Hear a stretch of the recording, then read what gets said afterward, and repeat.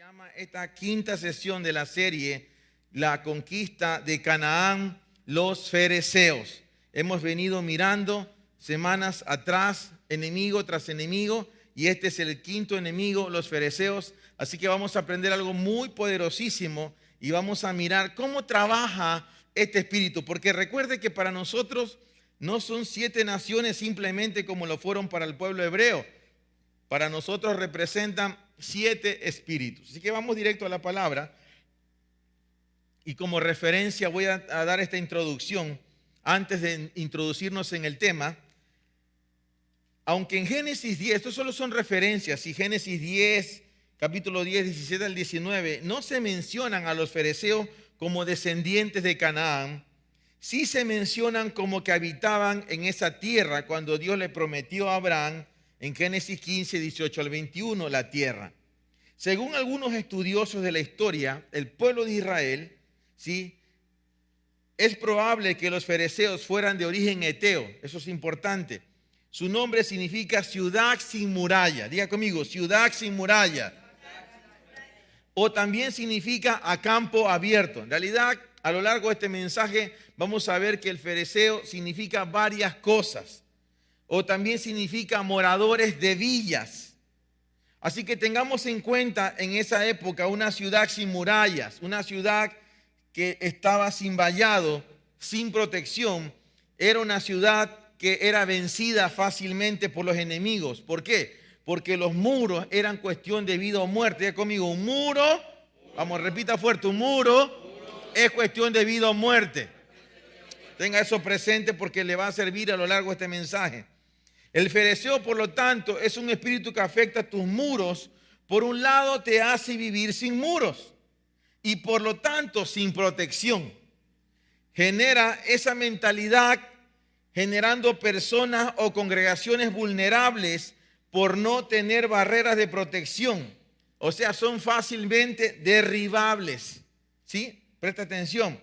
Una persona que está bajo la influencia del espíritu fereceo considera que los muros no son necesarios, que son prisiones en vez de ser protección. Y a lo largo de esto usted va a entender por qué estoy explicando tanto de muros. Es más, no se pondrá toda la armadura de Dios porque se sentirá demasiado atado, limitado en su accionar. ¿Sí? El fereceo es amante de una libertad humanista, porque nosotros entendemos que la libertad es la vida en dependencia de Dios. Amén. Ya no esclavos del pecado. El fereceo es individualista porque no puede confiar en otras personas o no quiere que otros se inmiscuyan en su vida. Es una actitud que cada uno haga lo que mejor le parece. Ya conmigo, lo que mejor le parece. ¿Sí? Vamos al libro de Proverbios, capítulo 25, 28, dice así: ciudad invadida y sin murallas es el hombre que no domina su pasión. ¿Lo puede repetir fuertemente, por favor? ¿Sí? No, otra vez, todo, ¿sí? 2, 3.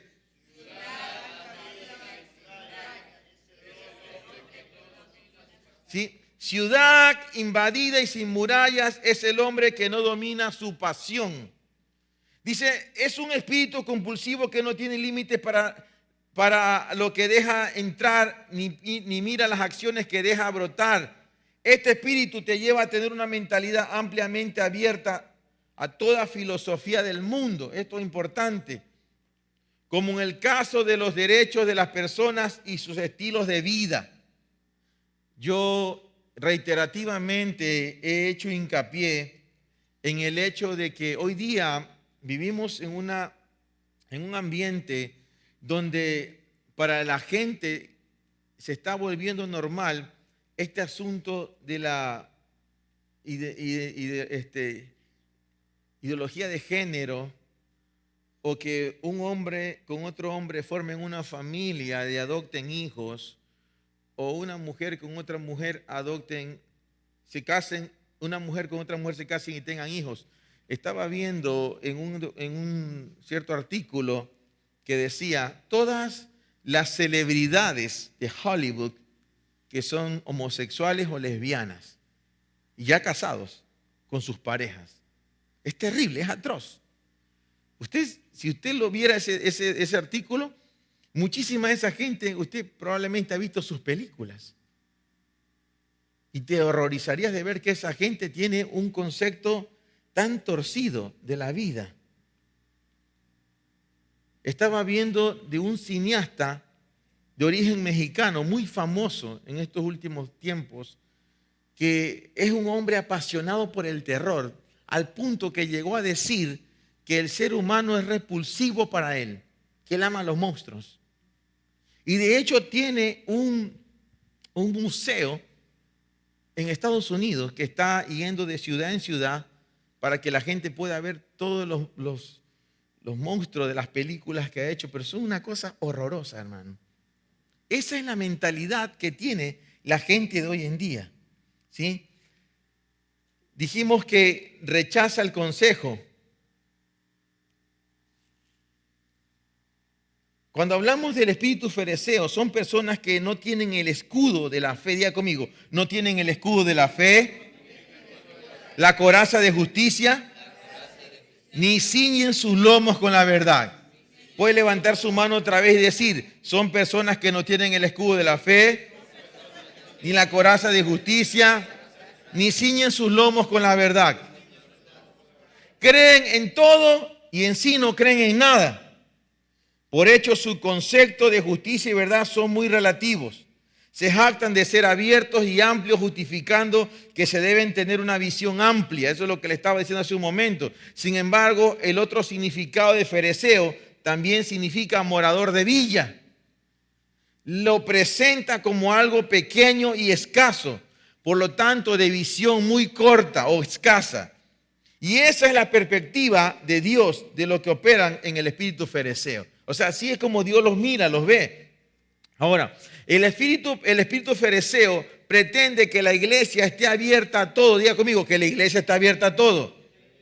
Que no nos cerremos, que consideremos las corrientes modernas, que hay que confraternizar, que tenemos que relacionarnos con las instituciones de la sociedad, porque somos una institución. Pero mire lo que dice la palabra en Apocalipsis 21:14. Y el muro de la ciudad tiene 12 cimientos, y en ellos los 12 nombres de los 12 apóstoles del Cordero. Apocalipsis 21:14. Y el muro de la ciudad tiene 12 cimientos. Cantares 8:11 dice, yo soy muro y mis pechos son torreones, y ahora soy ante sus ojos como la mensajera de paz. Cantares 4:12 dice, huerto cerrado eres, hermana mía, esposa mía, fuente cerrada, manantial sellado. Escúcheme, hermano. El fereceo quiere que la iglesia viva sin muro. Diga conmigo, que viva sin muro. Que la iglesia es una institución, pero la iglesia no es una institución. La Biblia no dice que la iglesia es una institución. Mateo 21:33 dice, oí a otra parábola. Hubo un hombre, padre de familia, el cual plantó una viña y se cercó de vallado y cavó en ella un lagar y edificó una torre y la arrendó a unos labradores y se fue lejos. Dice aquí que el que sembró la viña, ¿qué hizo? Cercó un vallado, o sea, le puso un muro de protección. Y Zacarías 2:5 dice, yo mismo le seré por muro de fuego alrededor y mi gloria estará dentro de ella. Diga conmigo, yo mismo le seré. Vamos, otra vez repita, yo mismo le seré por muro de fuego. Diga, y mi gloria estará dentro de ella. Dice Yahvé, escúcheme, hermano, sí. La iglesia es un huerto cerrado. Diga conmigo, la iglesia es un huerto cerrado. No una ciudad sin muralla. La iglesia es la viña que Él sembró y la cercó con un vallado. Amén. Diga conmigo, huerto cerrado y viña que tiene un vallado. También el concepto de los primeros capítulos de Génesis de guardar el huerto está asociado a construir un cerco de espino alrededor del mismo. Le voy a decir esto, hermano. La iglesia no es una institución. Diga conmigo, la iglesia no es una institución de la sociedad. La iglesia es un organismo vivo. Diga conmigo, es el cuerpo de Cristo. Diga, y como todo cuerpo tiene un sistema inmunológico. La iglesia tiene un muro de defensa que reconoce lo que es compatible y lo que no es compatible con ella. ¿Me comprende? Cuando su cuerpo, ¿sí?, reconoce que hay un virus dentro, su cuerpo va a reaccionar inmediatamente. ¿Comprende? ¿Por qué? Por ejemplo, la fiebre es un síntoma de que su cuerpo está rechazando algo. ¿Sí o no? Así es. Ok. La iglesia tiene que aprender a reconocer cuál es su sistema inmunológico. La iglesia no puede existir sin un vallado. La iglesia tiene que tener un cerco de protección y Dios dice que Él pondría muro de fuego. Pero hoy en día lo que está pasando es que nos hemos encontrado con cualquier cantidad de ministros, de músicos, de evangelistas y de todo, lleno de mezclas.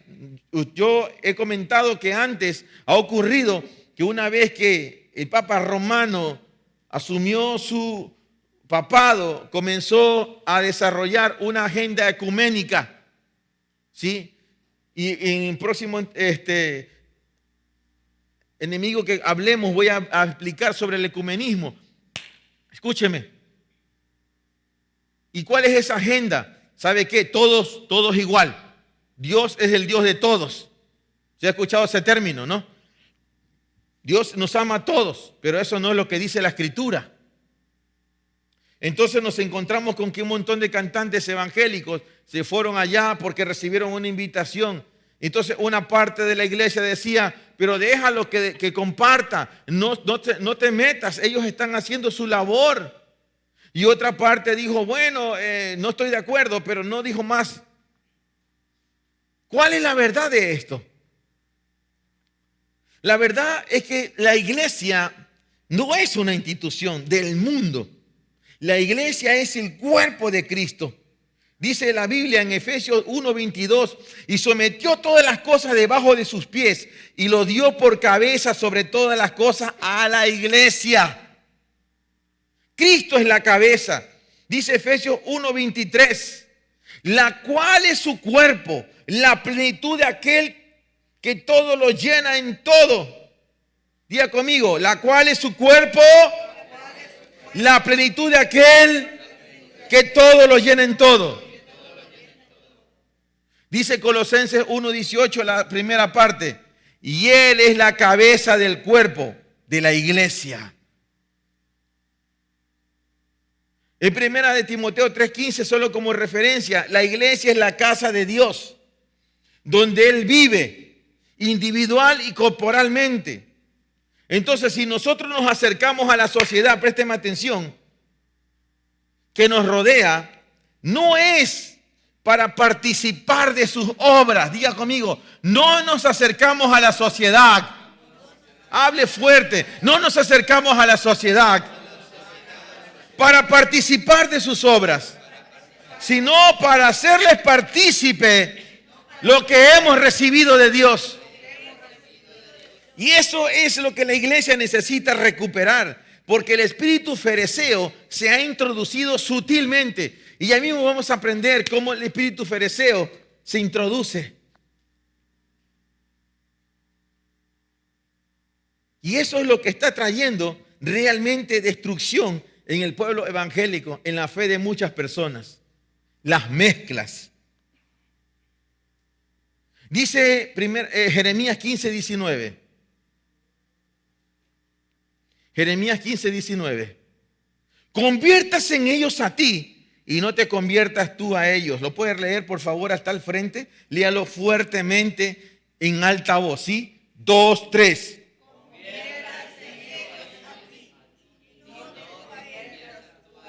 Puede leerlo fuertemente y todos unánimes, ¿sí? 2, 3.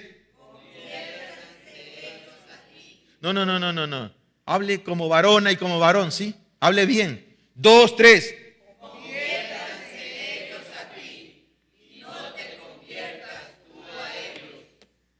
La iglesia necesita recuperar su autoridad. Dice Jeremías, conviértase en ellos a ti y no te conviertas tú a ellos. Pero ¿qué es lo que vemos que está pasando hoy en día? Toda una agenda donde la gente convive de tal manera, ¿sí?, que pareciera como que todo está bonito allí. Pero realmente hay mezclas y Dios demanda en su palabra que nosotros tenemos que ir a mostrar la luz de Cristo, el Evangelio, no ellos que nos asombren con sus cosas. ¿Me está entendiendo? Por eso estamos hablando de un muro. Es por razón, ¿sí? Esta es la razón por la que el fereceo ha surgido del llamado movimiento ecuménico dentro de la iglesia. Yo dije que la palabra ecuménico significa de todos los habitantes de la tierra. Eso significa la palabra ecuménico, de todos los habitantes de la tierra. Y una de las cosas que hace este movimiento es que promueve el orar por todo el mundo. ¿Sí? ¿Ha escuchado eso? En esto, la iglesia se ha unido con toda clase de gentes y creencias religiosas que adoran a otros dioses. Y ¿sabe qué? La gente se va por el lado del humanismo, ¿no? Todos somos buenos. Todos somos hijos de Dios. La Biblia dice que el hombre es creación. Somos hijos de Dios únicamente por Jesucristo. ¿Sí?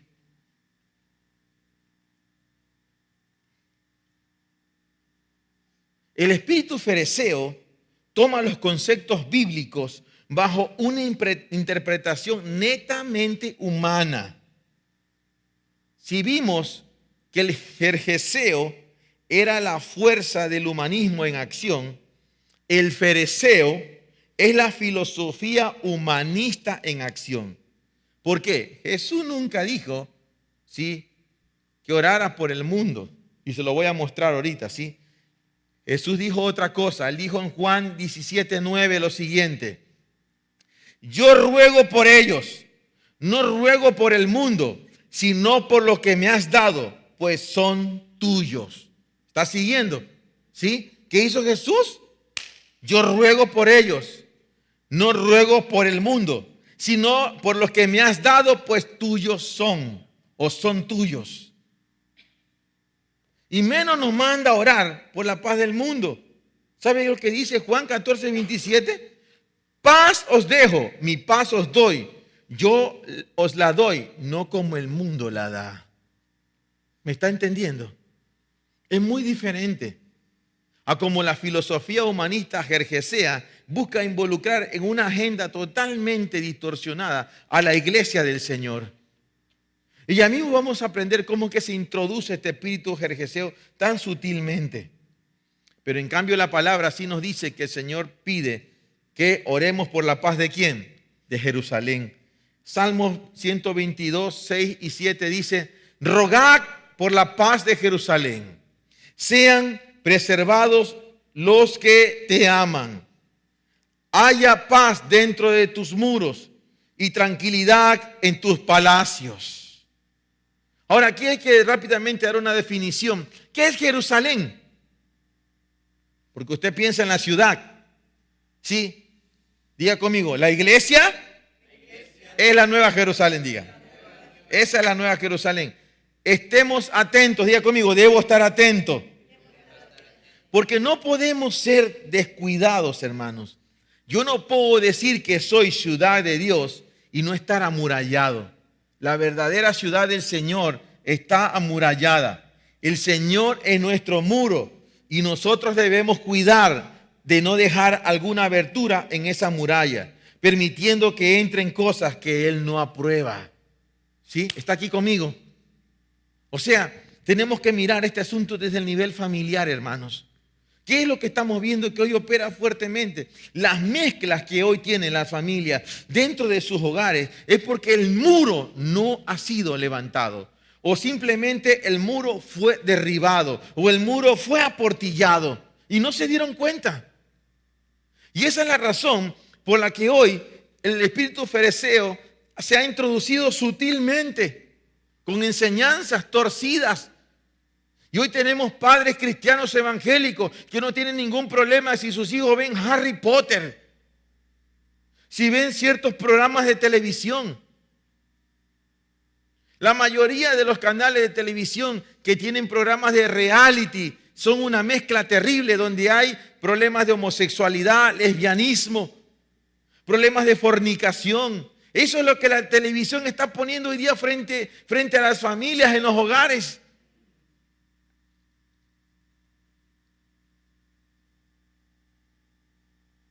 Diga, Señor es mi muro. Y nosotros debemos cuidar de que no haya aberturas en ese muro. ¿Cómo? Permitiendo entrar cosas que Dios no aprueba. Usted tiene que examinar fuertemente su familia, la vida de su familia, su matrimonio, sus hijos, su lugar de trabajo. ¿Cuáles son las influencias que usted tiene? ¿Cuál es la gente más influyente en usted? Dice 1 Tesalonicenses 5, 21 y 22.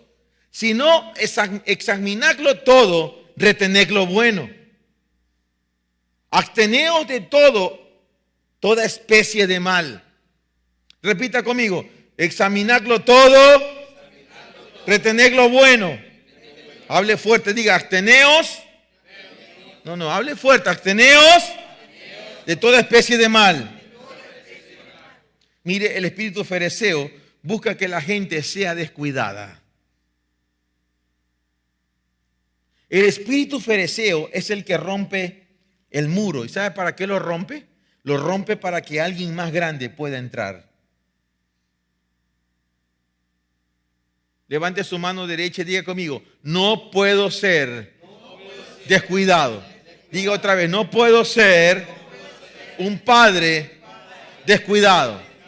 Diga, no puedo ser un cónyuge descuidado. Amén. Los hijos que están aquí, no puedo ser un hijo descuidado. Mire, el espíritu fereceo siempre va a juzgar como exagerados o fanáticos a los que operan en el temor de Dios. ¿Sí? En el anterior lugar donde estudiaron mis hijos, en esta escuela, que así mismo se llamaba una escuela cristiana, pero en un lugar lleno de mezclas, nosotros siempre buscamos hacer la diferencia. ¿En qué sentido? No comportarnos como bichos raros, ¿sí? Pero sí dejar muy claro que nosotros no estábamos de acuerdo en que nuestros hijos participaran en toda suerte de actividades que esta escuelita organizaba. Bailes, danza y un montón de cosas. Y lo único que nosotros permitíamos que nuestros hijos participaran en deportes. Y siempre yo tenía que ir a las profesoras y decirle, ¿sabe qué? Soy el padre de tal niño y por favor quiero que mi hijo no lo tome en cuenta para esto y para esto. Y siempre me quedaba mirando como bicho raro. Yo sabía perfectamente que ahí murmuraciones se daban. Había otros niños que estudiaban en esa escuela también y ya los catalogaban. Ustedes van a la iglesia de tal persona. ¿Sabe por qué? Porque eran diferentes. ¿Sí? Porque eran diferentes. Y así es el espíritu fereceo. ¿Sí? Te encapsula y te dice que tú eres, ¿cómo? Un exagerado, un fanático. ¿Por qué? Porque tú caminas en el temor de Dios.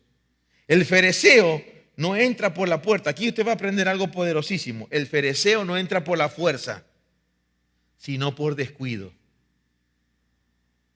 ¿Lo oyó? Repita conmigo, el fereceo no entra por la puerta.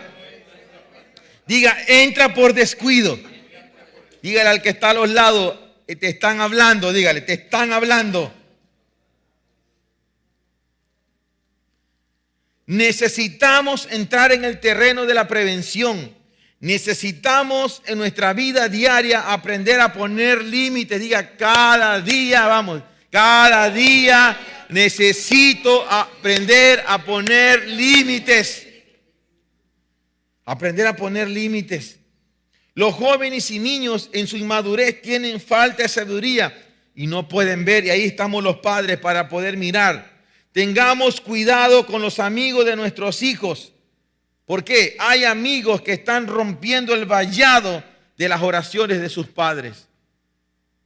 ¿Qué quiere decir? Que hay niños o niñas que pueden estar dando consejos o siendo una influencia para sus hijos, rompiendo el cerco, rompiendo la muralla, rompiendo el muro de protección. Usted como padre no puede ser descuidado. En estos tiempos se nota una gran falencia en la paternidad. Por ejemplo, edades de 15 a 21 años se sienten desprotegidos. Por eso que usted va a ver gente que hoy en día, ¿en qué se ha refugiado? En el alcohol, en el tabaquismo, en las drogas, en la sexualidad, en el sexo, en la inmoralidad. Pero esas no son más que gente vacías.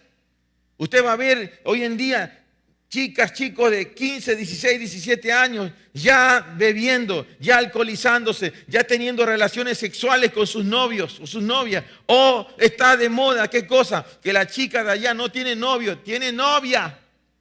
O el chico de allá no tiene novia, tiene un novio. ¿Dónde están sus padres? ¿Sabe qué sucedió? El muro fue roto, el muro fue violado, el muro fue traspasado. Y el fariseo no entra por intimidación, sino que entra por descuido. ¿Me está entendiendo? Diga conmigo, por descuido.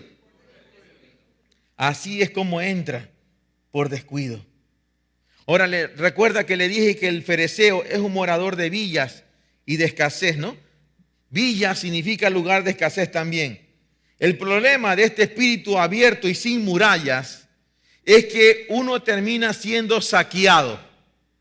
El espíritu fariseo tiene esas dos caras. Una persona libre y abierta que se lleva bien con todos y dice que sí a todo, pero con el correr del tiempo va siendo, ¿qué cosa? Arruinada, saqueada. Diga conmigo, arruinada. Diga saqueada. Diga desmantelada. Diga quedando en condiciones precarias. Esto de villa, lo explico un poco porque quizá usted no sé cómo está asociando lo de villas. En otros países una villa es un asentamiento de casas, ¿sí? Normalmente nosotros no usamos mucho ese término aquí en Ecuador, villas, ¿sí? Usted dice una villa, se refiere a una casita. Pero en otros lugares una villa, un asentamiento de casas, por ejemplo, en lugares como Argentina hay un lugar que se llama Villa Miseria. Y es un lugar muy, pero muy pobre. Muy pobre, ¿sí? Entonces dando muestra de que es un lugar precario. Entonces cuando decimos moradores de villas o lugares de escasez nos referimos a eso. Las villas tienen connotación de poca cosa, de pequeñez, de una morada improvisada, precarias. Las personas que creen en villas o que crecen en villas tienen muy pocas posibilidades de desarrollo en todo sentido, por lo que no solo pueden desarrollar una visión limitada de la vida. O sea, su sueño más largo es salir de la villa e irse a la ciudad, nada más. Entonces, por lo tanto, los moradores de villas tienden a verse a sí mismos como personas pequeñas e insignificantes, que son parte de una comunidad pequeña e insignificante, ¿sí? Se ven con poco potencial y se concentran con vivir una existencia tranquila y al margen de otros, que realmente son los importantes. Nosotros no, dicen los de la villa. En esta mentalidad puede llevar a un estancamiento espiritual que pasa de generación en generación. Diga conmigo, esto se puede pasar, vamos, diga, esto se puede pasar a la siguiente generación. Y con el estancamiento siempre lleva a la pobreza, tanto en la dimensión espiritual como en lo material. Entonces, el espíritu fariseo puede producir muchas generaciones de pobreza espiritual y libertad humanista.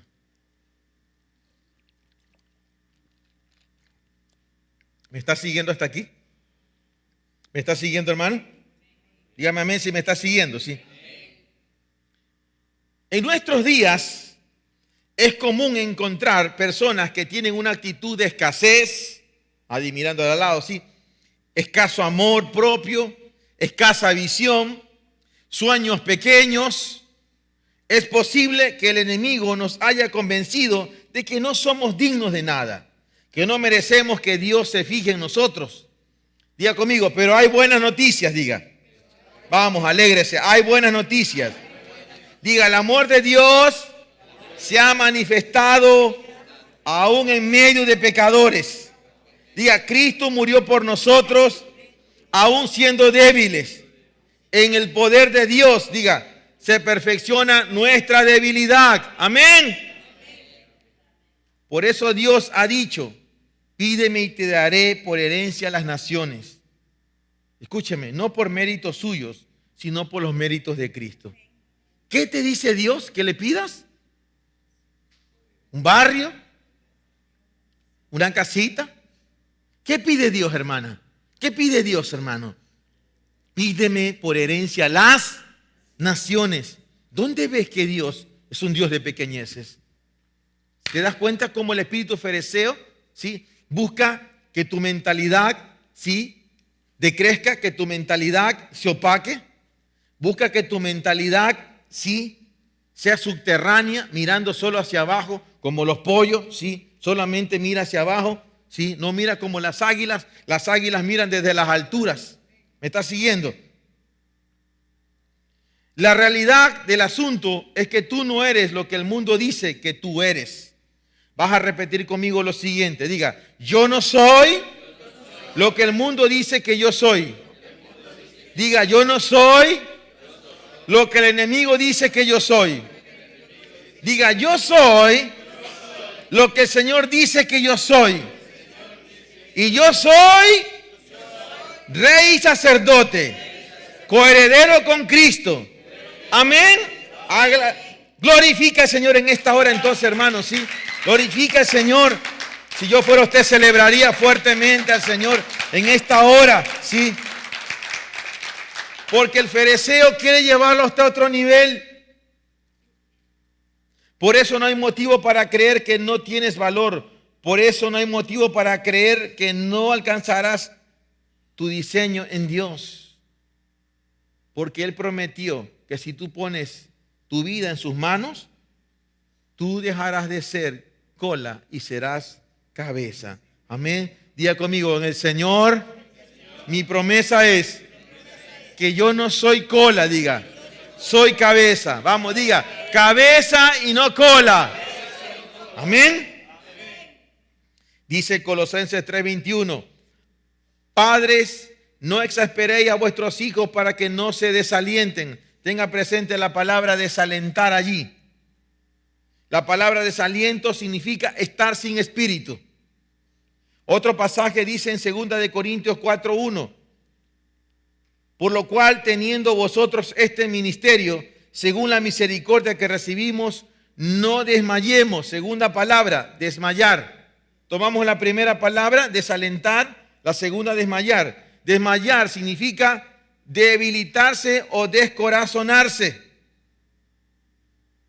Entonces, mire, Dios no quiere que te desalientes. Dios no quiere que desmayes. El interés del Padre es que te levantes. Ahora, aquí hay un punto importante que vamos a aprender en este momento, y es la palabra acerca de cómo vencemos este espíritu. ¿Sí? Diga conmigo, ¿cómo vencer este espíritu? Otra vez, ¿cómo vencer este espíritu? Vamos a mirar aquí cómo aprendemos a vencer al fariseo. Porque el fariseo se lo vence de una manera, pero muy en particular. Diga conmigo, ¿juzgar o no juzgar? Vamos, diga. Otra vez, ¿juzgar o no juzgar? Y vamos a romper un velo que ha estado dentro de la iglesia cristiana evangélica. ¿Sí? Vamos a mirar aquí algo muy importante. ¿Cuántos creyentes dicen, ¿quién soy yo para juzgar? Al decir esto están admitiendo que no están caminando en una relación directa con el Señor y que están paralizados desconociendo los juicios de Dios. Muchos usan el versículo de Mateo 7:1 como una excusa para permanecer en esa postura. Mateo 7:1 rápidamente dice así: no juzgues a nadie para que nadie os juzgue a ustedes. ¿Lo pueden leer rápidamente? Está en la pantalla, ¿sí? 2, 3, vamos.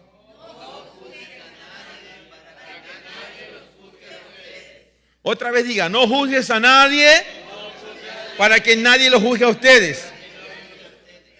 Sin embargo, esto es sacar la palabra de contexto, porque Jesús, que dijo también eso, en Juan 7:24 dice lo contrario. Mire lo que dice aquí. No juzguen por las apariencias, juzguen con justicia. Repita conmigo, no juzguen por las apariencias, juzguen con justicia. A ver, entonces, ¿en qué quedamos? ¿Juzgamos o no juzgamos? ¿Ah? ¿Qué es lo que quiere decir Mateo 7:1 en realidad? ¿Sí? Sígame. Mateo 7:1 habla de no usar medidas para los demás que no apliquen a tu propia vida.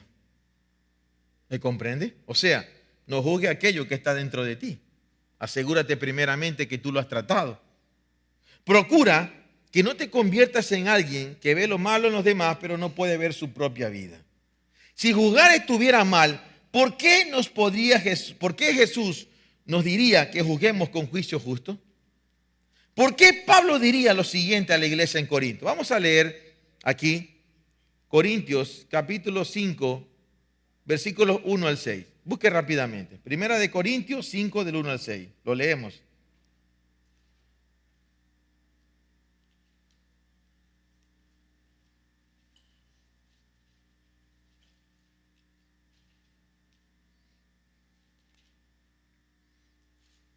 Miren lo que Pablo va a juzgar aquí.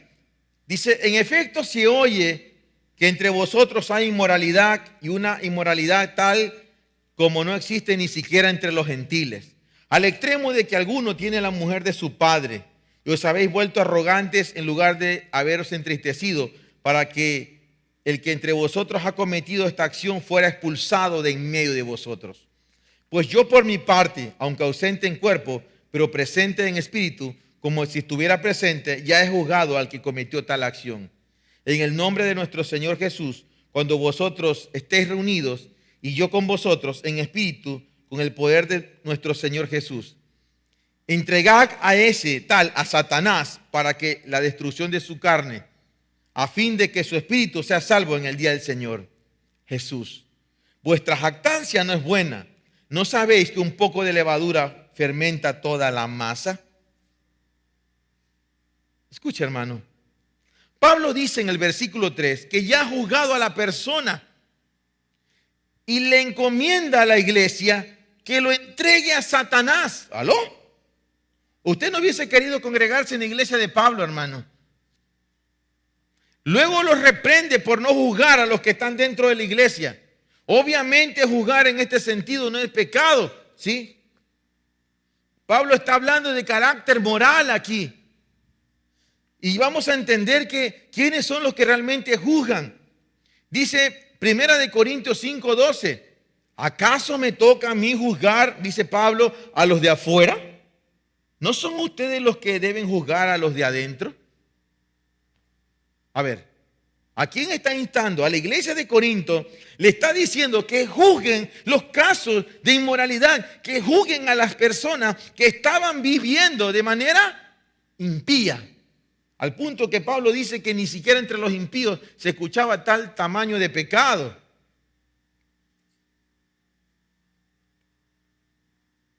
Entonces, ¿por qué Jesús dijo en Mateo 7:1 que no juzguemos? Descifremos esto. En el contexto del Sermón del Monte, ojo con esto, porque esto es importante.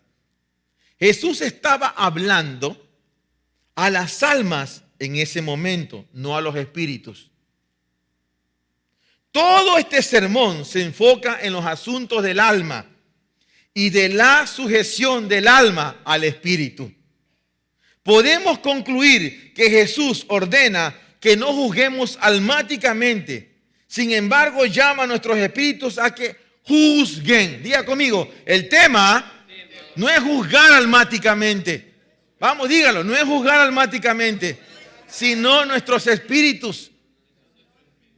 Ese es el problema. Cuando tú tienes dentro de la congregación gente almática, oh, el pastor no me saludó, la gente ya se resiente.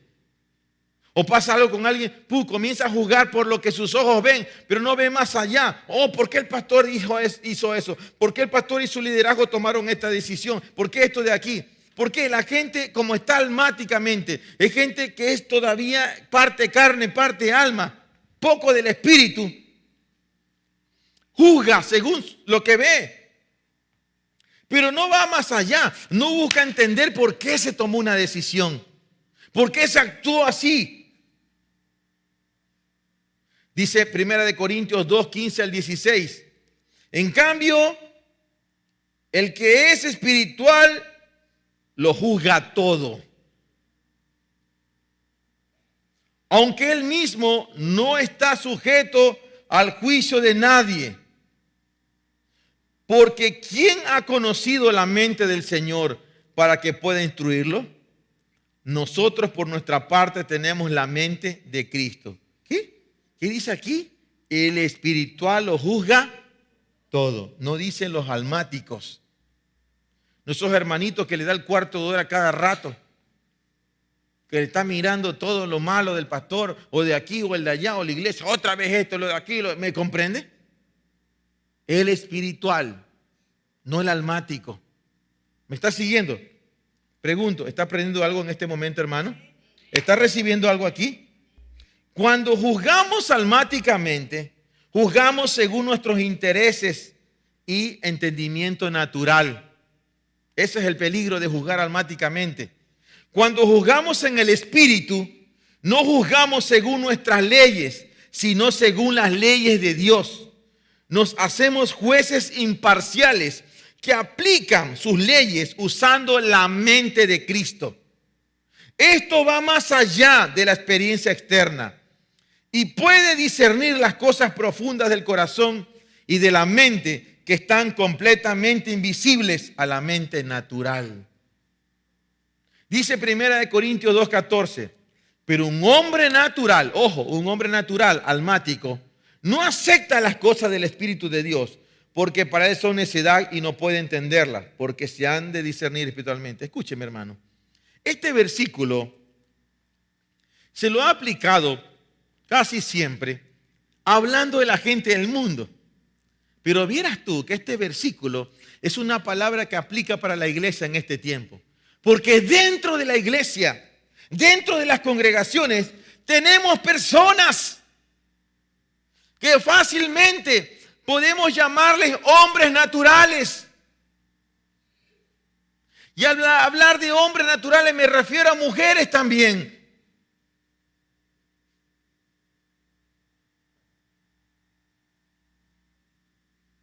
Porque todos lo juzgan almáticamente. No entienden. Están cegados. Hebreos 4:12 dice, ciertamente la palabra de Dios es viva y poderosa y más cortante que cualquier espada de dos filos. Penetra hasta lo más profundo del alma y del espíritu, hasta la médula de los huesos y juzga los pensamientos y las intenciones del corazón. Escúcheme, los cristianos bajo el espíritu fereceo no son conscientes de su autoridad espiritual para juzgar. ¿Aló? ¿Por qué? Porque ellos no pueden caminar en los juicios de Dios y establecer la autoridad del reino de Dios en la tierra. Interesante. ¿Sí? Míreme, la iglesia lamentablemente está llena de creyentes cuyos llamados espirituales, escuche esto que voy a decir, la iglesia del Señor lamentablemente está llena de creyentes cuyos llamados espirituales mueren antes de que tengan la oportunidad de crecer y florecer. ¿Sabes por qué? A causa de este espíritu fereceo que produce pequeñez y visión escasa. Entonces tú te vas a encontrar que dentro de una iglesia puede haber gente con muchísimo potencial, pero ser tan almática, ¿sí?, que todo lo juzga por el alma, no discierne las cosas espirituales. Entonces ese versículo no pretendamos utilizarlo de manera exclusiva con la gente de afuera en el mundo. Porque yo como pastor he comprobado que muchas veces dentro de la iglesia ha habido gente que no discierne las cosas del Espíritu. Son creyentes naturales. Lamentablemente es así. Y esa gente, al no entender las cosas del Espíritu, son fácil presa del espíritu fereceo, que inclusive les lleva a comportarse de manera desleal y deshonesta.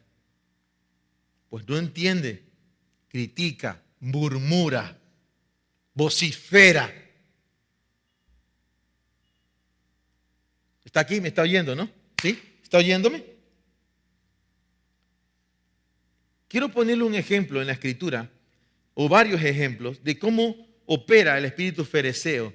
Mire la Biblia a Mefibosé. Vaya conmigo a 2 Samuel 4:4. Rápidamente dice la palabra. Por otra parte, Jonatán, hijo de Saúl, tenía un hijo de 5 años llamado Mefibosé, que estaba tullido. Resulta que cuando de Jezreel llegó la noticia de la muerte de Saúl, y Jonatán, su nodriza, su nodriza lo cargó para huir, pero con el apuro se le cayó y por eso quedó cojo. Escúcheme, ¿quién era Mefibosé? Mefibosé era el hijo de Jonatán, hijo de Saúl. Jonatán era hijo de Saúl. Escúcheme, ¿por qué se cayó Mefibosé? Mefibosé se cayó porque su muro que lo guardaba falló. Al caer quedó, ¿qué cosa? Tullido, quedó cojo. Como David amaba a Jonatán como un gran amigo, quiso bendecir a Mefibosé y lo mandó llamar. Vamos a 2 Samuel, capítulo 9. 2 Samuel, capítulo 9.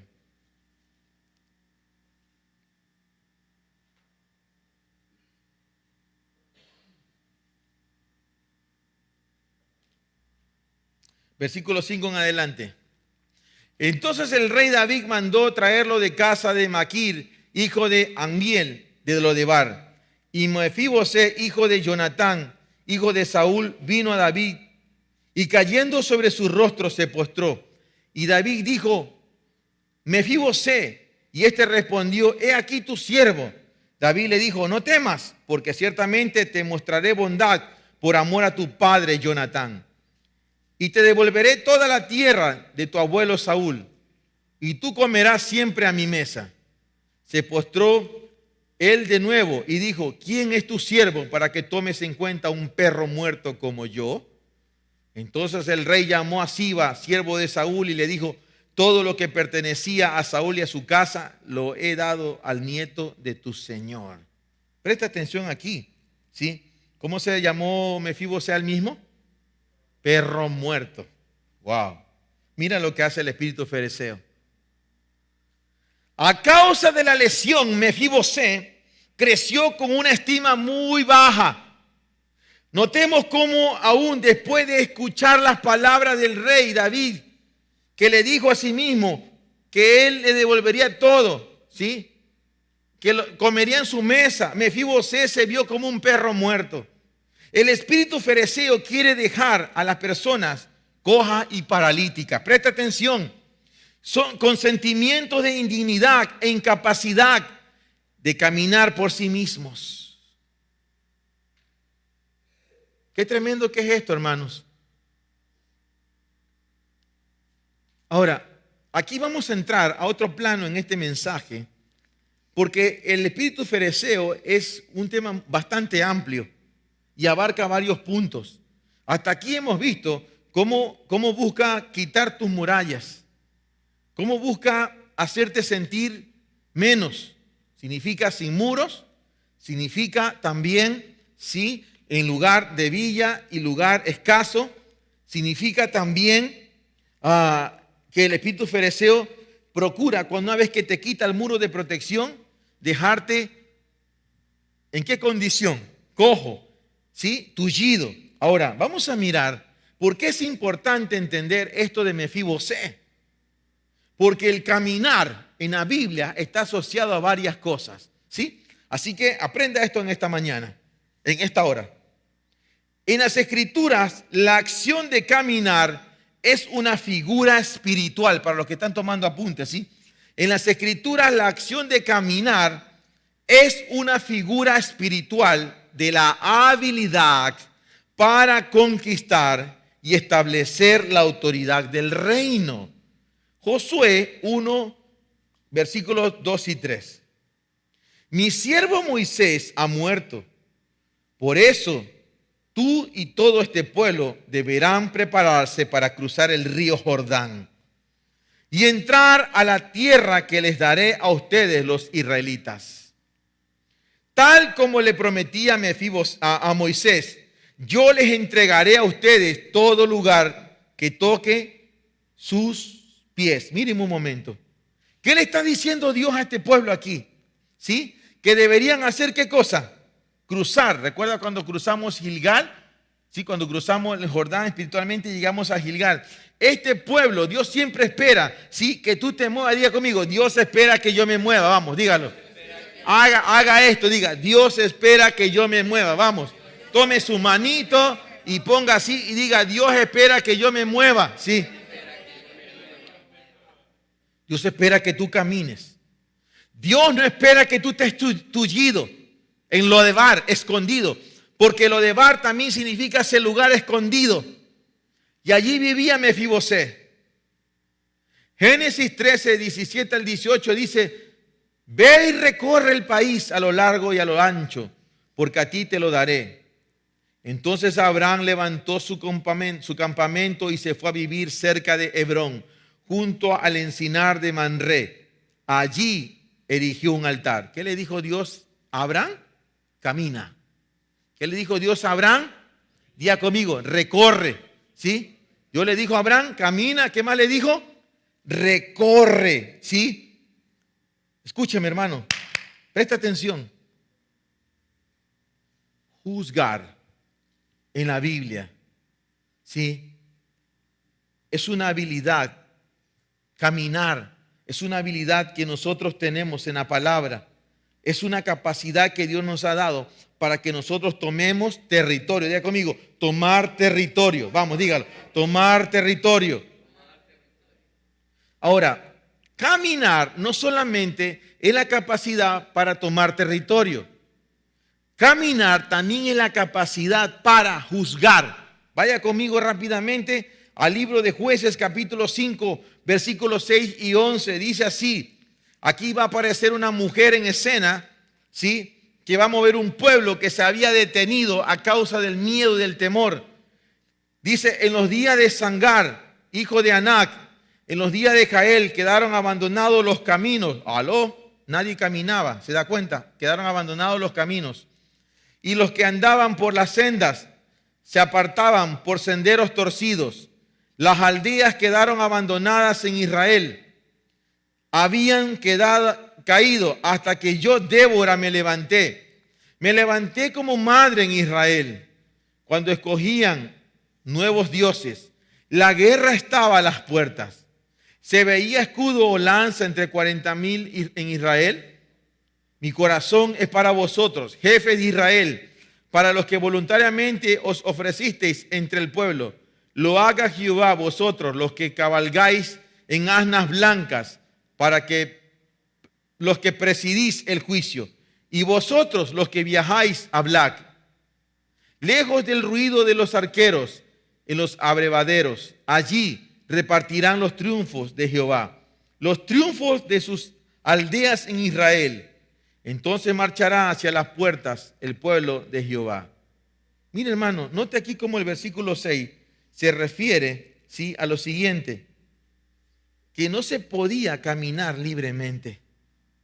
Dice que quedaron abandonados los caminos. Ojo a eso. Y luego en el versículo 7 menciona los pueblos o aldeas, que es la palabra perazón en hebreo. Y en este pasaje vemos la conexión entre los fereceos y la incapacidad para caminar en libertad. ¿Cuál era el problema de Mefiboset? No podía caminar porque su muro falló y cayó. Ojo a eso. Entonces, en el versículo 10 dice, aquellos que se sientan en juicios y caminan. Se relaciona el caminar con la habilidad de hacer juicio, ya que las puertas eran como tribunales y cortes. ¿Qué sucedía en el antiguo? ¿Cómo se utilizaban las puertas de las ciudades? Allí se llevaban a cabo, ¿qué cosa? Los gobiernos, allí se llevaban a cabo los contratos, las ventas, allí se juzgaba inclusive a las personas. Entonces la relación entre caminar y hacer juicios se refuerza en otros pasajes. Mire lo que dice Ezequiel 37:24. Mi siervo David será su rey y todos tendrán un solo pastor. Caminarán, diga conmigo, caminarán según mis leyes y cumplirán mis preceptos y los pondrán en práctica. Diga conmigo, caminarán. Vamos, háblele al de al lado, dígale, caminarán. Dígale, debes caminar, dígale. Dice Ezequiel 36:27, infundiré mi espíritu en ustedes y haré que sigan mis preceptos y obedezcan mis leyes. ¿Aló? ¿Qué está diciendo Dios? Te debes mover, debes caminar. Entonces, mire lo que le voy a decir. Caminar en los juicios de Dios implica la habilidad de saber cuáles son esos juicios. ¿Aló? Lo repito otra vez. Caminar en los juicios de Dios implica saber cuáles son los juicios de Dios. O sea, ¿qué es lo que Dios juzga en este tiempo? Yo le hago una pregunta, hermanito. Piense por un instante y responda en su interior. En este actual sistema de vida, sociedad que tenemos, ¿qué estaría juzgando Dios?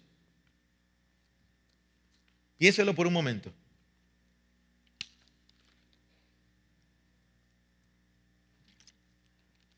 No lo hable, es para usted. ¿Qué juzgaría Dios? Y pregunto, ¿usted también lo está juzgando? Yo creo que Dios juzgaría la homosexualidad, toda clase de perversión sexual. La pregunta es, ¿usted lo juzga? ¿Está conmigo aquí? Caminar en los juicios de Dios es saber cuáles son sus juicios. Por eso la Escritura también relaciona el caminar con estar frente a la presencia de Dios. Ojo, lo que siguiente que viene es muy importante. Caminar está asociado a estar en la presencia de Dios. Dice Primera de Reyes, capítulo número 8, versículo 25. Leo la palabra y dice así. Ahora, Señor, Dios de Israel, cumple también la promesa que le hiciste a tu siervo, mi padre David. Cuando le dijiste, si tus hijos observan una buena conducta y me siguen como tú lo has hecho, nunca te faltará un descendiente que ocupe el trono de Israel en mi presencia. ¿Aló? Leo uno más. Primera de Reyes 9:4 dice, en cuanto a ti, si me sigues con integridad y rectitud de corazón, como lo hizo tu padre David, y me obedeces en todo lo que yo te ordene, y cumples mis decretos y leyes, yo afirmaré para siempre tu trono. Wow. Ojo, diga conmigo, caminar está asociado a habitar en la presencia de Dios. ¿Caminar en qué? ¿En tus principios? ¿En tu manera de pensar? ¿Venir a la iglesia con una Biblia? ¡No! Cuando la Escritura habla de caminar, habla de las leyes, los principios, los preceptos de Dios. Algo que usted necesita enseñarle a sus hijos se llama ley moral. Hoy en día los padres no están enseñando ley moral a sus hijos. Un consejo que le doy, haga que sus hijos memoricen los 10 mandamientos. Y una vez que los hayan aprendido, enséñele uno por uno. Uno por uno. Porque hoy la gente no ama a Dios. más que a sí mismo. Ama su dinero, ama sus posesiones, ama sus riquezas, ama su trabajo, ama su profesión, pero no ama al Señor sobre todas las cosas.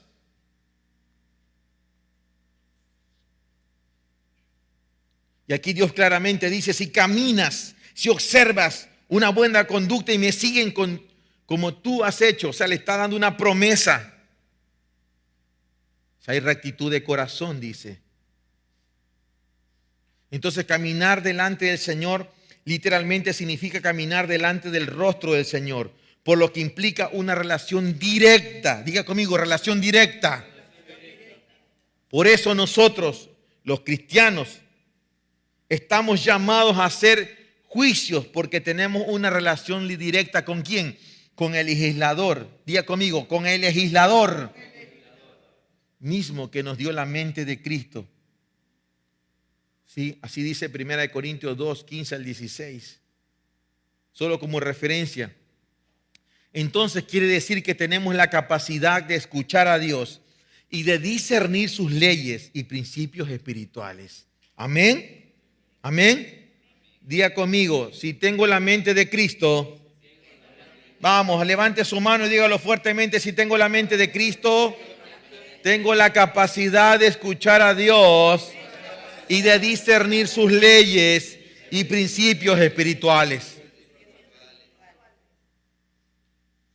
¿Cómo se vence al fariseo? Usted tiene que aprender a juzgar desde lo espiritual. Porque si usted juzga almáticamente, ¿sabe cómo va a entrar el fariseo? No entra a la fuerza. ¿Cómo entra, dijimos? Por descuido, correcto. El fariseo entra por descuido. Y si usted es cogido fuera de base, entró y vaya a ver lo que hace. Entonces podemos deducir que el espíritu fariseo quiere dejar paralíticas a las personas, haciéndolas creer que no tienen autoridad o habilidad para discernir espiritualmente, para andar en rectitud, como minusválidos espirituales. Los creyentes bajo el espíritu fariseo no quieren caminar. Diga conmigo, no quieren caminar. ¿Qué quieren hacer esos creyentes con el espíritu fariseo? Quieren delegar las decisiones espirituales en aquellos que ellos creen que son más dignos de ese honor. Esto crea una relación de dependencia espiritual enfermiza. Son esos padres que han endosado el discipulado de sus hijos a otras personas. Son esos padres ausentes en sus hogares. Hebreos 12, 12 al 3 dice, al 13, perdón. Hebreos capítulo 12, versículo 12 al 13 dice, por lo cual levantad las manos caídas, vamos, ¿sí? Y las rodillas paralizadas, y haced sendas derechas para vuestros pies, para que lo cojo no se salga del camino, sino que sea sanado. Levante su mano derecha y diga conmigo, por lo cual levantad las manos caídas. Vamos, diga, y las rodillas paralizadas. Y haced sendas derechas para vuestros pies. Diga, para que lo cojo no se salga del camino. Hable más fuerte. Para que lo cojo no se salga del camino, sino que sea sanado. Mire lo que dice Hebreos. Levantad las manos caídas y las rodillas endebles. Haced sendas derechas para vuestros pies. Dios no les llama a levantarnos, Dios nos llama a caminar. Nunca ha sido el diseño de Dios que la iglesia esté tullida. Nunca ha sido el diseño de Dios que la iglesia sea coja. Ese es el diseño del fariseo, no de Dios. ¿Está aquí? ¿Me está oyendo? Y Mefibosé es una fiel representación del espíritu fariseo. Diga conmigo, Betesda. Vamos, diga, Betesda. Otra vez diga, Betesda. Tenemos otra porción aquí en la escritura que nos muestra, ¿sí? Cómo este espíritu fariseo se interesa en que la gente sea dependiente, ¿sí? No solo Mefibosé, sino que aquí aparece un cojo en la escena. Vamos ahí. Ya que hemos establecido una conexión entre los lisiados y el espíritu fariseo, veamos otra porción de la escritura. Dice Juan 5, 1 al 9. Algún tiempo después se celebraba una fiesta de los judíos y subió Jesús a Jerusalén había allí junto a la puerta de las ovejas un estanque rodeado de 5 pórticos, cuyo nombre en arameo es Betesda. En esos pórticos se hallaban tendidos muchos enfermos, ciegos, cojos y paralíticos. Entre ellos se encontraba un hombre inválido que llevaba enfermo 38 años. Diga conmigo, 38 años. Cuando Jesús lo vio allí tirado en el suelo y se enteró de que ya tenía mucho tiempo de estar así, le preguntó: ¿quieres quedar sano? Señor, respondió, no tengo a nadie que me meta en el estanque mientras se agita el agua. Y cuando trato de hacerlo, otro se metió antes. Levántate, recoge tu camilla y anda. Le contestó Jesús. Al instante aquel hombre quedó sano, así que tomó su camilla y echó a andar. Pero ese día era sábado, muy en particular. Présteme atención. Sí. Mire, aquí encontramos otro paralítico. Otro problema de camino. Diga, otra persona que no podía caminar, diga. O sea, no se puede valer por sí mismo. El no poder caminar se asocia a no poder valerse por sí mismo. Entonces, la palabra Betesda significa casa de misericordia, pero también se traduce casa de vergüenza. Wow.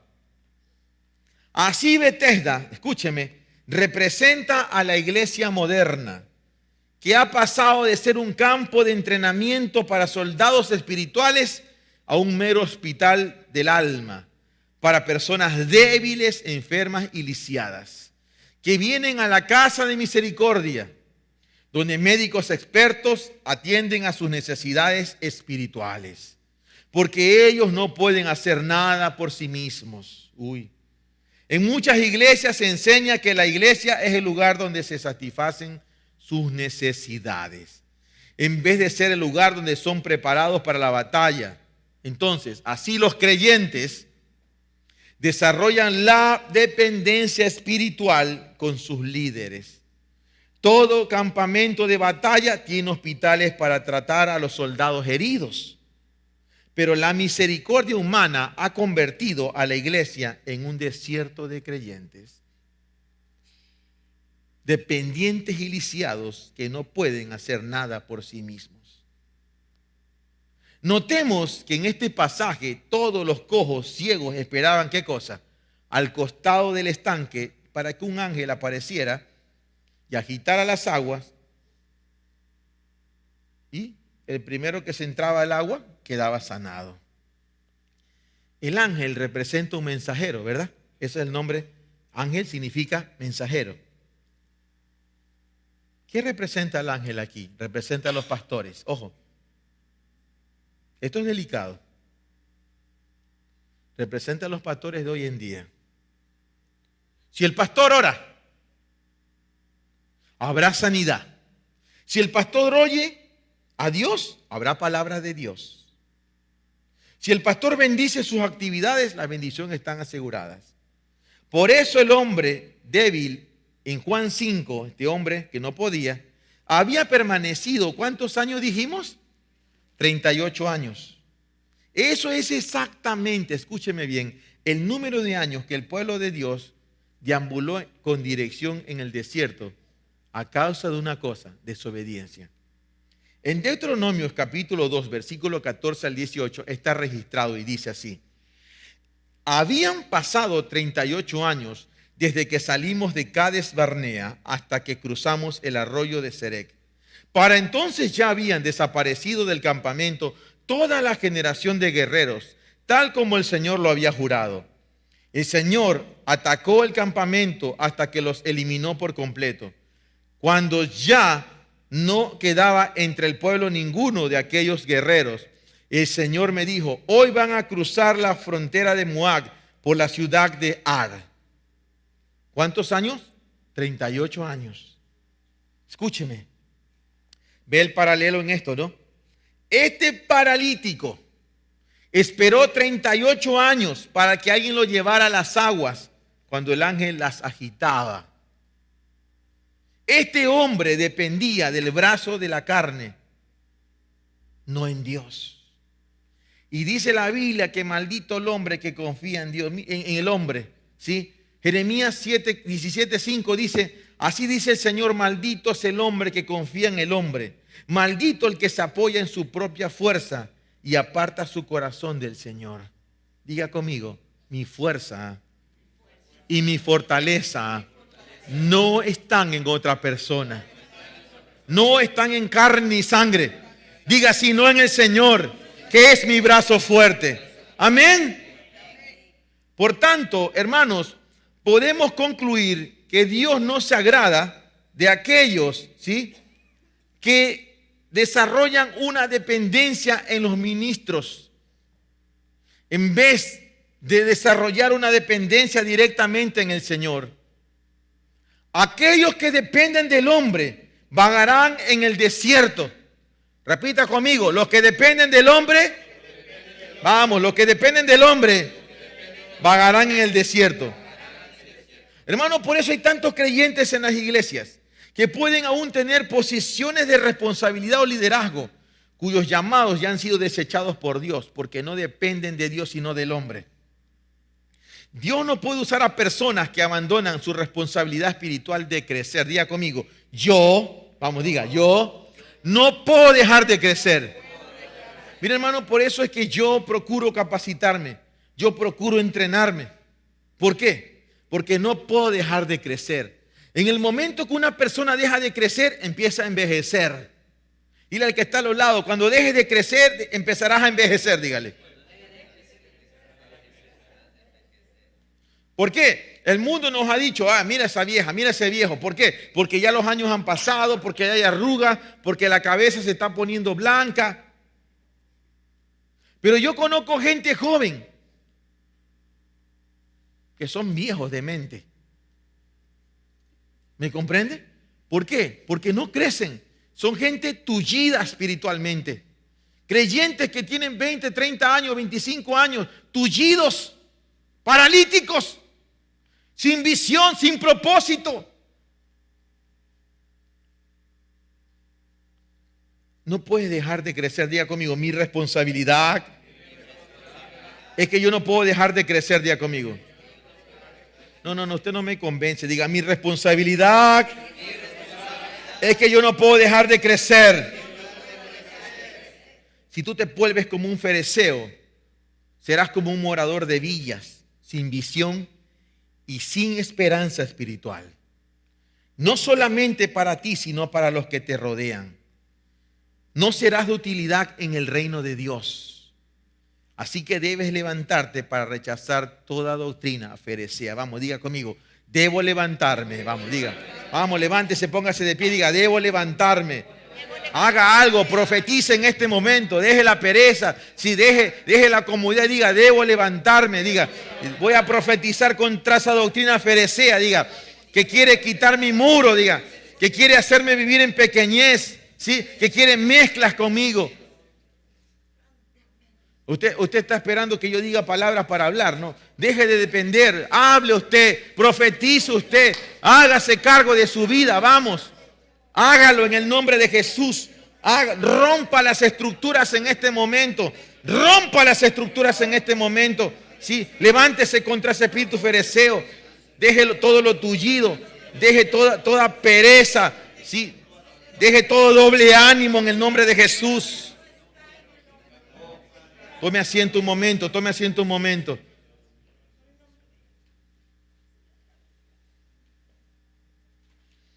Quiero hacerle esta pregunta. ¿Dónde está tu fe, hermano? ¿En los ángeles? ¿Los mensajeros de Dios? ¿O está en Dios mismo? ¿Estás seguro? ¿Dónde está su fe? ¿Dónde está su fe? Voy terminando. Hermano, hermana, su relación con Dios debe ser directa. Diga conmigo, cara a cara. Vamos otra vez, diga, directa y cara a cara. Diga, directa, cara a cara. Vamos, diga, directa, cara a cara. Donde tendrás experiencias directivas con Él. y donde crecerás en Él. Donde tu crecimiento ayudará a otros a crecer en Cristo. También diga conmigo, si yo crezco, otros crecerán. Vamos. Diga, si yo dejo de crecer, otros también.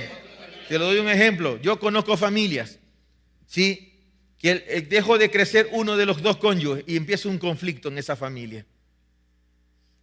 O si es la mujer que deja de crecer, o es el marido, y empieza un conflicto. ¿Y sabes quiénes llevan la peor parte? Los hijos. Porque los niños se dan cuenta.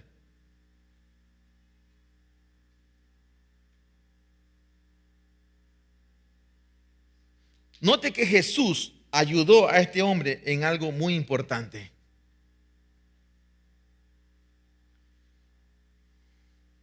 En medio de todas esas personas que estaban tiradas allí, directamente, ¿sí?, en las aguas, esperando que le movieran las aguas, Jesús trató a este hombre, trató de mostrarle algo. No trató, más bien lo hizo.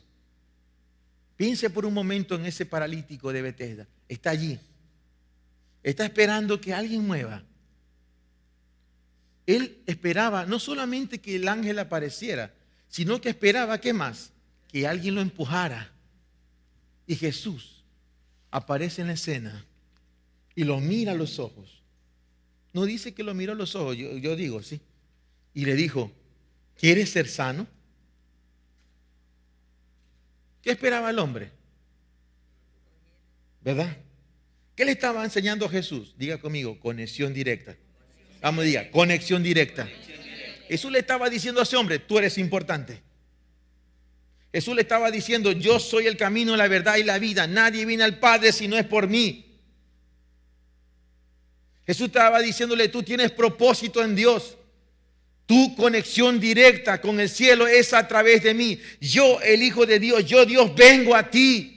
Eso es lo que Dios quiere que te des cuenta hoy día. El espíritu fereceo quiere alejarte de Dios, quiere alejarte de la presencia. Pero Dios dice, ven a la conexión directa conmigo. Amén. Glorifica al Señor, hermano. Sí, glorifica al Señor. Sí, vuelve a la vida, levántate y anda. El hombre no tenía que depender de otro hombre para ser sanado. Jesús le estaba mostrando a él que era especial para Dios, que podía distinguirlo aún en medio de la multitud. No somos insignificantes para Dios. Vamos, dígalo. No somos insignificantes para Dios. Cada uno es especial y Él tiene planes maravillosos para todos. Hermanos, tienes que entender cómo piensa Dios. A veces estamos más preocupados de cómo piensa el mundo y las tinieblas. A veces estamos más enterados de las cosas malas que ocurren.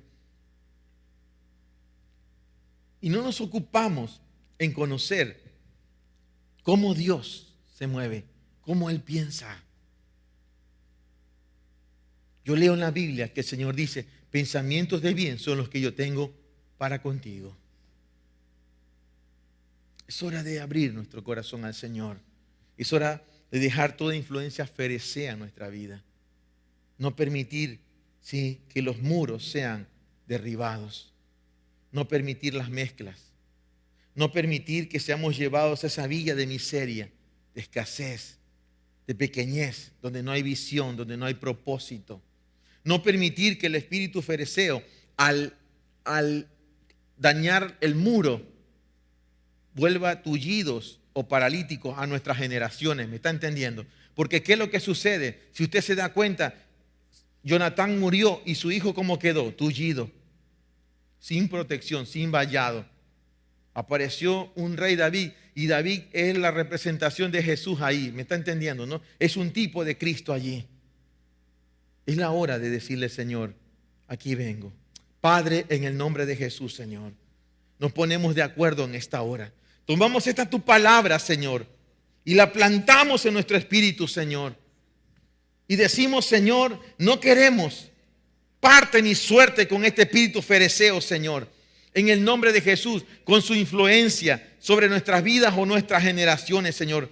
En el nombre de Jesús, Venimos a decir, sé nuestro muro de fuego alrededor nuestro, Señor. Muro de fuego alrededor nuestro, Señor. Padre, en el nombre de Jesús, Señor, vuélvete hacia nosotros, Señor.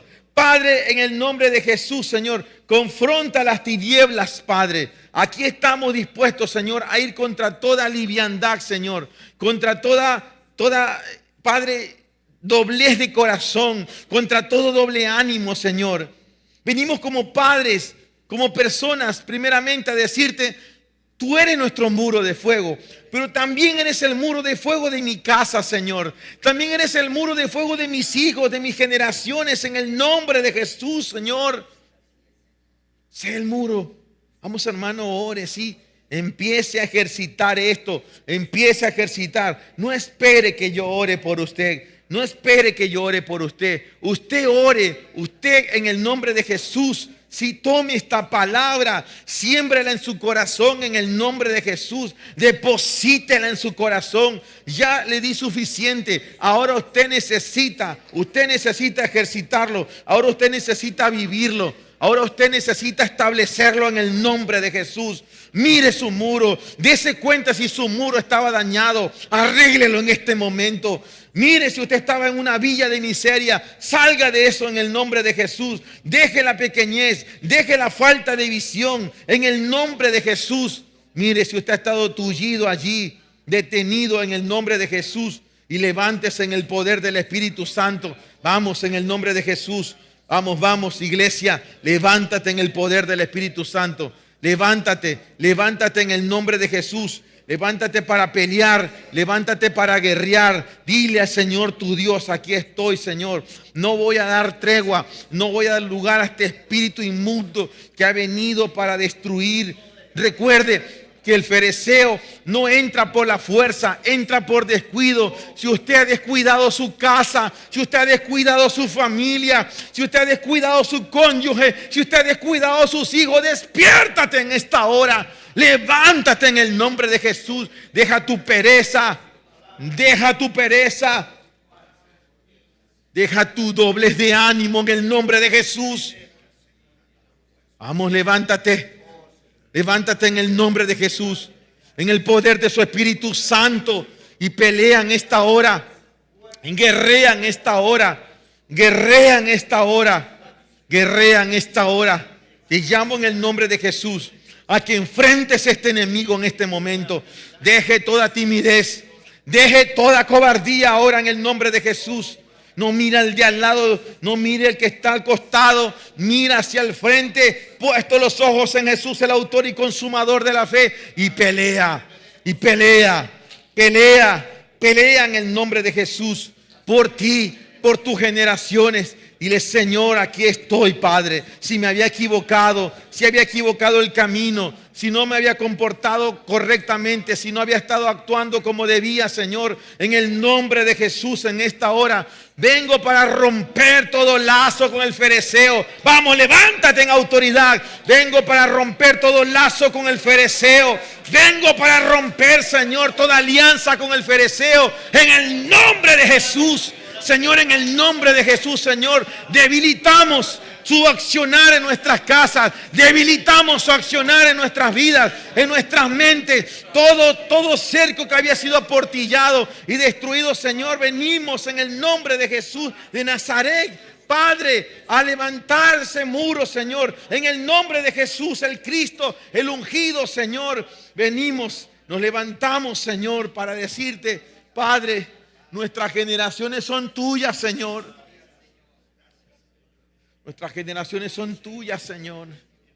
Nuestras generaciones son tuyas, Señor. Nuestras generaciones son tuyas, Padre. Habrá gente que está entendiendo hoy día aquí. Espíritu Santo, tú sabes quiénes son tuyos aquí. Tú sabes, Espíritu Santo, quienes han rendido su vida a ti, Señor. Quienes no están jugando, Señor, sino que realmente entienden la responsabilidad y la urgencia de que esta palabra fuera sembrada en sus corazones, Señor, en sus vidas, Señor. Santo, Santo. tienes que levantarte como un guerrero. Tienes que levantarte como una guerrera por tu vida y por tus generaciones. Tienes que levantarte en el poder del Espíritu Santo. Tienes que levantarte. No temas, no temas. El Señor está contigo. El Señor está con ustedes. El Señor ya ha dicho su palabra. El Señor ya ha establecido muro de fuego. Pero quiero ser muy claro en esta hora. No todo el que me diga Señor, Señor, dice la palabra. Dios es muro de fuego únicamente para aquellos que realmente han dispuesto su vida, su casa, su matrimonio, sus hijos para Él. Él no es muro de fuego de cualquiera. Él no es muro de fuego simplemente porque tú crees que vienes a la congregación. Permítame decirle, no se equivoque. Es muro de fuego de aquellos que están dispuestos a juzgar espiritualmente. De aquellos que están dispuestos a juzgar lo que Él juzga. Y no ponerse de acuerdo con lo que Él no está de acuerdo. ¿Me está entendiendo? No mezclas. Dios aborrece las mezclas. Así que disponga su corazón en esta hora. A lo que tenga que rendirse, ríndase. Si tiene que pasar al frente, hágalo. Si necesita venir acá, hágalo. Si quiere traer a toda su familia, hágalo. Pero esta mañana le llamo en el nombre de Jesús a que se presente delante de Él. Permite ser examinado tu corazón por el Espíritu Santo. Aquí estamos, Señor, dispuestos a escuchar tu voz. Dispuestos. Aquí estamos, dispuestos a escuchar tu voz, dispuestos a volver. Diseño, Señor, aquí estamos. Levante su voz. Deseosos de ver tu corazón. Levante su voz, iglesia. No dependa de ningún instrumento. Tú eres la voz. Tú eres la iglesia. Levántate en el nombre de Jesús. Vamos.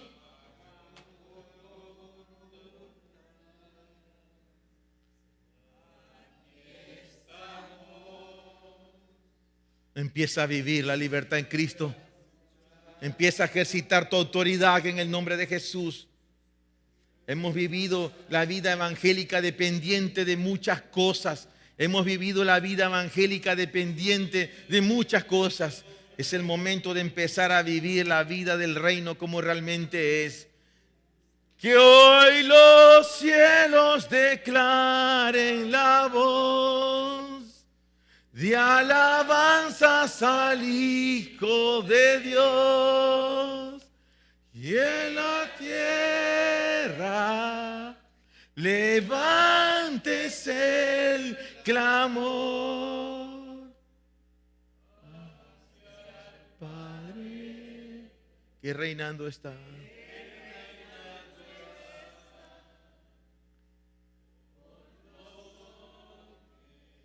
Su voz se oirá. Padre, delante de ti estamos, Señor. Nos regocijamos y nos alegramos en ti y celebramos tu nombre, Señor. Celebramos tu nombre, Padre. Celebramos tu nombre. Celebramos tu nombre. Amén.